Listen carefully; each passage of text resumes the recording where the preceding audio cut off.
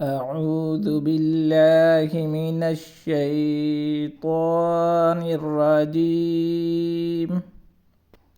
بسم الله الرحمن الرحيم. قل أعوذ برب الناس، ملك الناس، إله الناس، من شر الوسواس الخناس،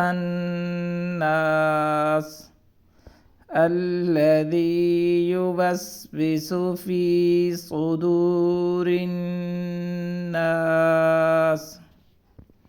من الجنة والناس. صدق الله العظيم.